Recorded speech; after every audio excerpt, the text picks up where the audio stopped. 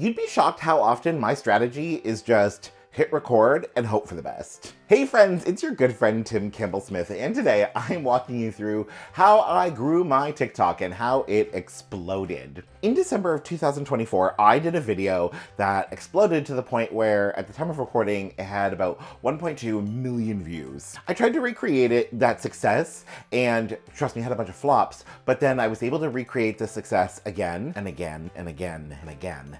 So I think I figured out a thing or two about growing a TikTok, especially because at the time of recording, I've gained about 6,000 followers in about 6 months. So I think I know a thing or two here.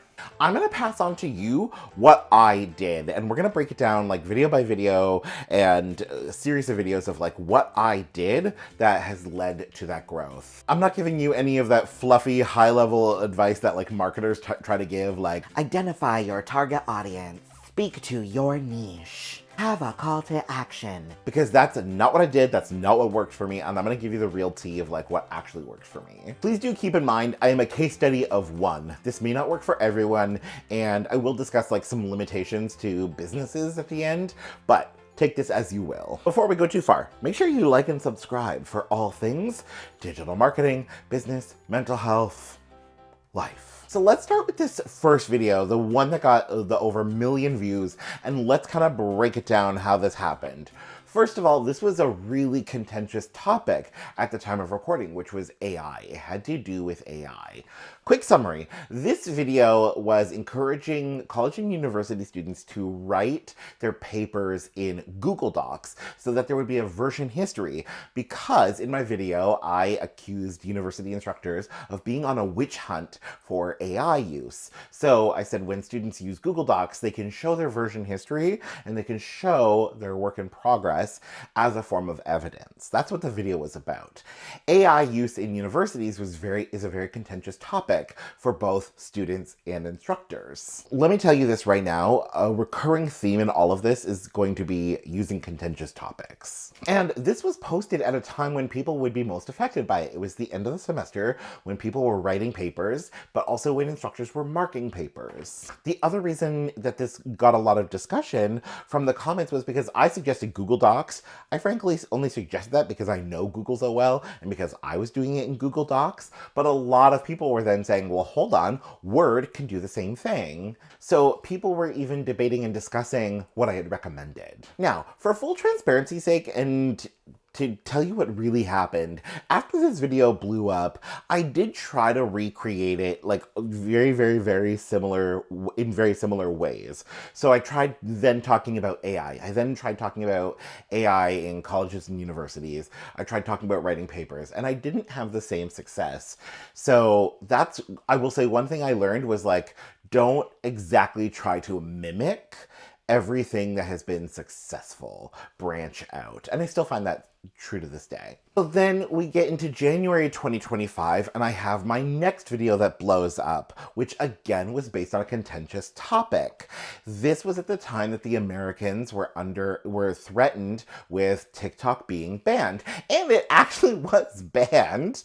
They didn't have access to it for, depends who you talk to, but roughly between 8 to 12 hours, like not even a whole day. This was also marked though by a huge cultural shift in Canada, at least I knew in Canada and English-speaking parts of Europe, where we were saying, hey, we shouldn't rely on American creators and we should support Canadian creators more often. And this was tied to the news cycle. There was a lot of news and news articles and news videos about this. And those news articles were purporting about like we should support Canadian creators and drew attention to the fact that we rely on American creators. And my follow-up video to this had done well as well, because Americans were coming back, and then we were still talking about, well, hold on, we should be watching and following creators from many diverse perspectives. Okay, so this is the next video that blew up, and this, I would say this video is a two-parter in what made it successful. And I break it down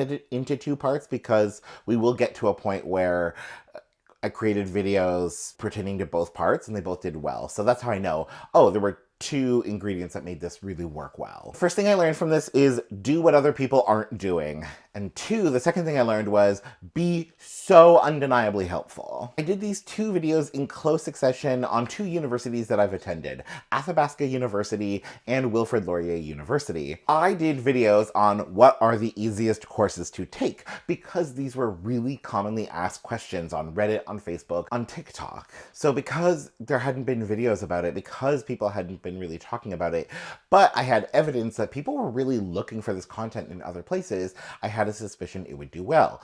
I will say though, there's the gap for Athabasca is that Athabasca University doesn't do their marketing well. They have so many gaps in what they talk about and how they talk about it that's not actually student-centric and not actually helpful. So I kind of went for that gap. And then tying them both together, and something that was universal to students, was a video about Turnitin and how Turnitin works. Now, I had firsthand experience as an instructor about how Turnitin works, and I've done trainings on how to use Turnitin. So my video on here's how Turnitin actually works, here's what your prof actually sees, and here's how we're interpreting what we see, that was really helpful. And it, again, filled a gap that existed that people didn't know how to fill. But it was also something they had a lot of questions about and wanted to talk a lot about. So in conjunction with this is my next tip and something else that did well. And I will say it didn't get as many views, but it got a lot of like DMs and conversations, even in person, with topics address opposites. Address the opposite of what other people are talking about or what other people expect. I did a video that was actually a swipeable carousel of my experience at Laurier, and that my experience had not been positive. And I had given a few specifics on how it wasn't positive, and people found this very helpful. With this was another video I did, again addressing opposites. I did a video encouraging people to not study psychology, which is one of the most popular majors to study in Canadian universities, and actually, so discourage them from studying that and encourage them to study social work, again, addressing opposites. I had a lot of people weighing in who were studying psychology, who had studied psych, or people who had studied social work. And actually, let me give that tip here. I will still maintain, if you want to study psychology because you want to help people or become a psychologist, go to study social work instead. Psych is a lot harder, and you like guaranteed have to do grad work. Social work, you like graduate with lots of job opportunities. I want to address just like a few commonalities here so far that we've seen, and especially kind of go opposite to traditional advice that's given in digital marketing. One, this was about posting. What has led to my success has been about posting, not ads, not engagement, not interacting with others, which does work well and works fabulously on other social media platforms.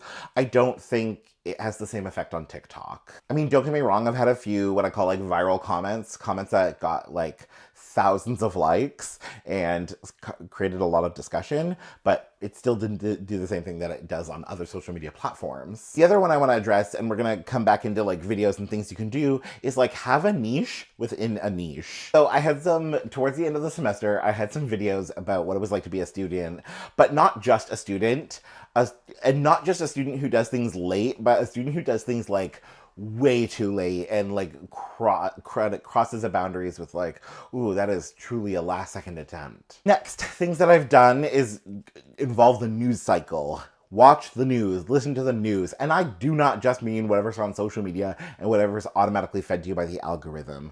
Pay journalists, pay for a news subscription somewhere. I had this video about social workers being mad at the government at this like during a perfect storm, because it was when Trump had just come into power and had just started making some changes, but also we were at the height of this disdain for Justin Trudeau, and it was right before he stepped down as a leader. So you had a lot of people mad at a lot of governments for a lot of different reasons. Next, I want to encourage you to create skits based on what you're seeing.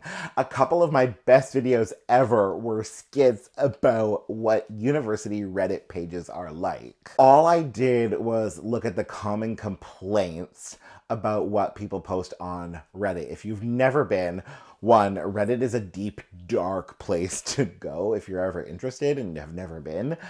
But I kind of found it funny when people did posts saying like, stop asking us to rate your schedule, stop asking for convocation tickets. And then I just turned that into skits about all the most common questions that people ask and that they ask over and over and over. And with skits, my skits were not huge. They were not involved. They were not difficult to do. And they don't have to be. But they do have to be personal. They do have to be your own experience and perspective. Here's my next tip, and it comes back to being contentious and to discussing contentious, debatable topics that people have big feelings about. Whatever niche or area you do talk about, find what people argue about in that space and weigh in. The first video I ever actually did of this was about the Ontario College of Social Workers entry to practice exam.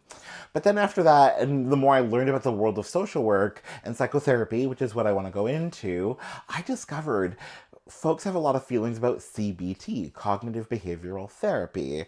So I just kind of found out, like, what are people arguing about? Why are they arguing about it? And then I weighed in, and it's done well. Sometimes, and I want to be so careful about this, sometimes asking for engagement can also work well, but you've got to give people like a reason that they would really care about. So I've done 2 types of posts asking for the engagement that has done well. The first was a would you rather social work edition, and they were really contentious. Again, things that people would really love. Would you rather?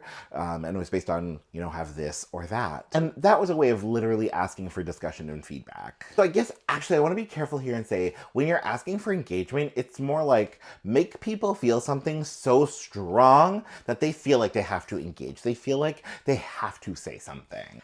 It's not actually about the ask, it's about how contentious the ask is and what is driving the person to interact with you. And then, I mean, let's go into this whole category of videos that have had all kinds of results. Some that are wildly successful, others that have flopped. And I call these meme videos. This isn't a total plug.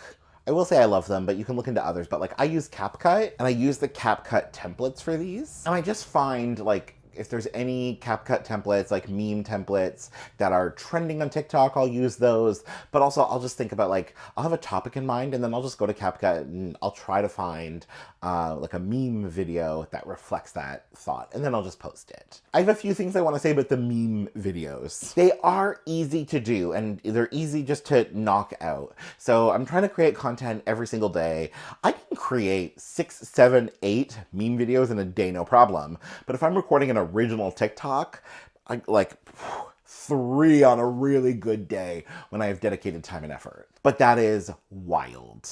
Otherwise, I'm looking at an average of like 1 or 2 a day. So meme videos do offer like an easy way to get things done. However, they don't offer a personal perspective. So if you're like only doing meme videos, then you become a meme account. People don't take those as seriously. They certainly don't like sell well if you want to be an influencer. So I do it in tandem with my videos, like where I'm speaking, where I'm lip syncing, so people understand my perspective. The other thing I want to say about this, and I want you to urge caution, is I took a tally of like the top 20 videos ever on my TikTok, and meme videos barely scratched the surface for top number of videos. My lip syncs did way better. My videos where I just talk did a lot better. So know that they may not actually be the best type of content you can be doing on TikTok. And my last tip, what's worked really well for me, is be so wholly and undeniably funny. I had these 2 videos that did so well because they were so funny. And I want to say this about humor. Humor is very personal. Everyone has their own sense of humor. A lot of people, when they tend to think of humor, and this is going to be very privileged of me to say, we tend to think of like the loud, obnoxious, outgoing people, which I know is like me, but people appreciate lots of different forms of humor. It's why we have so many different types of comedians. Find your brand of funny, what you think is funny, what other people think is funny that you do, and lean into that. Whatever you think is funny, whatever is deemed funny, and especially in your area of focus or your niche and your niche within a niche, go with that brand of funny. And those are my top tips on how to grow a TikTok and how I grew mine. Please do remember, I'm a case study of one. As a digital marketer, I've always critiqued influencers of this, and now I'm kind of I'm not going to call myself an influencer, but I'm in the same boat where I am my own case study, and influencers tend to approach themselves as a case study of one that is worthy of teaching others how to do it en masse. Please remember, it's a case study of one. I am only a case study of one. There's also limitations to applying this for business accounts, because businesses often have permissions and they need like approvals. And a lot of this requires creating this content in a very timely way and just kind of getting it out there and seeing what sticks. And sometimes, especially because so much of this relies on contentious content, companies won't always be comfortable with those contentious topics. So that's a tricky one as well. So if you're a business, if you run a business and you're watching this, especially if you have other people like managing the social media, you've got to figure out like the timeliness and the permissions if you're going to do this and get it right. The other thing, whether you're a business or a creator, is you've got to kind of think about like, what is the point of it? Because especially in Canada, we're not part of the Creator Fund. We can't monetize our TikTok the way that they can in the US. So we have to look at brand deals. We have to look at how our TikTok can sell products or services, or just other ways of monetizing it. So always have a point, like what is the point of this? Comment and let me know any of your thoughts or other things that you have seen tangibly work well. I definitely don't want in my comments, the same way I didn't put it in this video, advice like identify your target audience or speak to their pain points. That's fluff. Give me the good stuff and let's talk about it. As always, make sure you like and subscribe for all things business, mental health, higher ed, and life. Otherwise, we'll chat soon. Bye for now.